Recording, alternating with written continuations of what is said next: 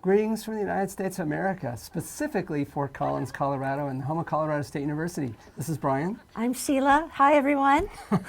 And we're going to go, in just a minute, we're going to go into the studio and be warm and cozy and show you some demonstrations related to the things which we showed you when we visited you. But before we do that, we want to show you a little bit about where we live and specifically the weather we're experiencing right now.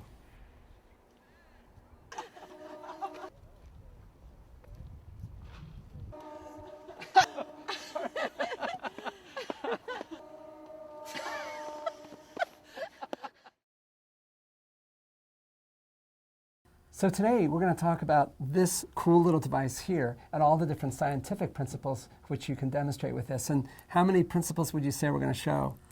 Oh my gosh, I bet. A lot? A lot.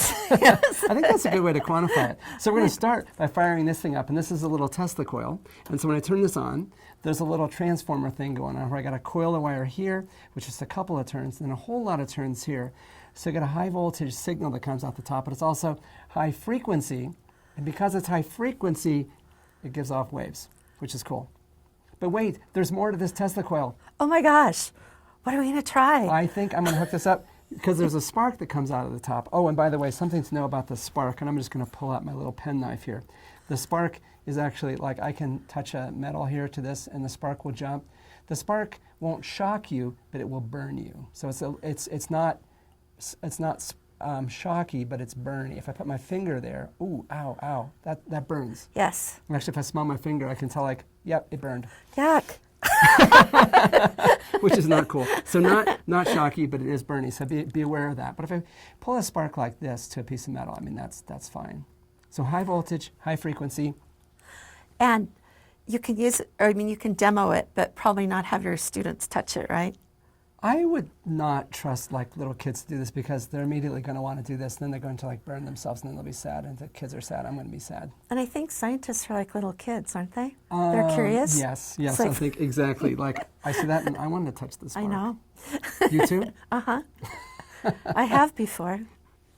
Shouldn't have told you. Oh, that's fine. We are who we are. So I'm going to take this thing and turn it on, and we're going to play some music here. And the music plugs into the Tesla coil. And then what we've got is music coming out of the spark. And it's nice. I don't know if people can hear it from far away, but we're sure enjoying it. Oh, yeah. Oh, no, I think they can hear it. The sound is quiet. And here's the thing. The sound is quiet not because it's sparky. It's quiet because there's nothing connecting it to the air. Nothing connected to the air. It's just small. We can actually take it and amplify it if we take... Oh, yeah. Much louder, much clearer. And this is a cone like you would have on a speaker. I mean, you've seen little loudspeakers, speaker at the bottom and then a cone. Mm-hmm. Or if I talk to a cone like this is going to make it a lot louder. Same story. I'm just taking the sound and coupling it to the ear more effectively. That changes the sound of my voice, but also the loudness.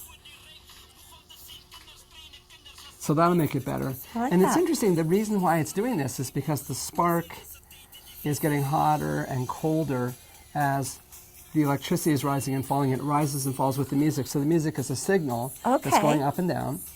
And as it goes up, the spark gets hotter, and as it goes down, it gets cooler. And so it's getting hotter and cooler.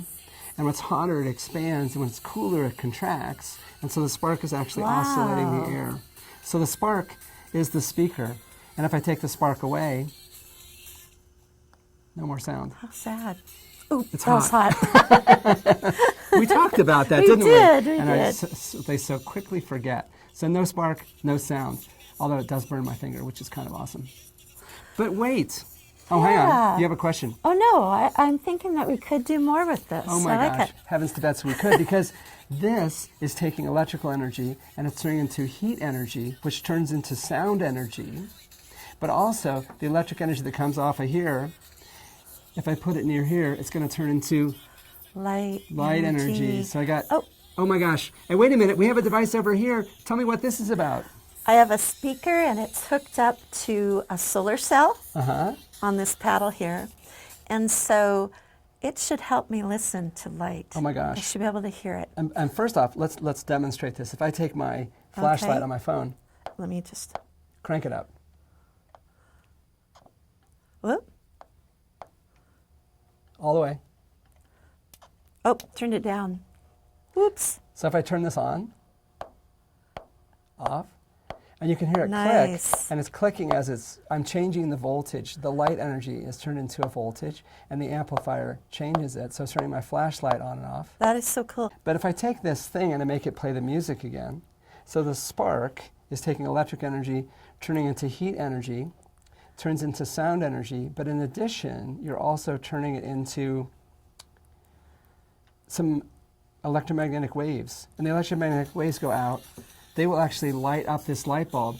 Now I've got light energy, and if I take that solar cell and bring it next to the light, Oh yeah. That's a lot better. So now I'm taking light energy, turning into electric energy, and turning into sound energy. So I've got electric energy, and I'm radiating electromagnetic waves, turns into light energy, turns into electric energy, turns into sound. And so I've got a whole cascade going on. I love that. It's And if actually pretty amazing. You can see all these energy changes. Now, I'm going to take this and I'm going to touch it to the top. Okay. And this gives me a much better transfer. And bring the solar cell back in. Oh, it is a lot better.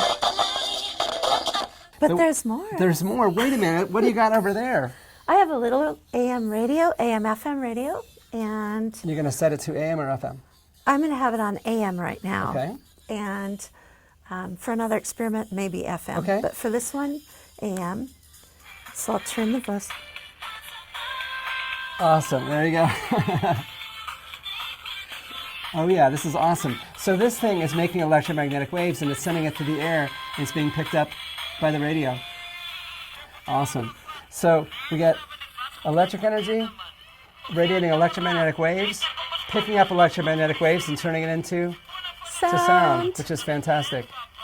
And actually, if you change the tuning, watch what happens. Nothing. Oh my gosh, I thought it would change. This is radiating so much. There's one station that it picks up, and it's Radio Tesla is basically what it's picking up. There's like one station, that's all you're going to get. That is cool. Awesome. I didn't realize that. So you can use this to demonstrate the fact that waves carry energy, because we got energy being carried by the light waves, energy being carried by the electromagnetic waves. And you can pick up the waves at a distance, which is cool. Uh-huh. And you can also show that you have energy being turned from one form into another. Which is big in teaching standards for energy. Cool. So, very cool. Well, this was fun. This is fantastic. And I think Whoop, turning it the wrong way.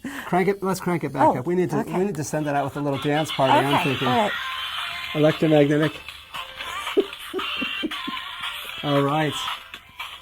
Thank you very much. Pretty fun.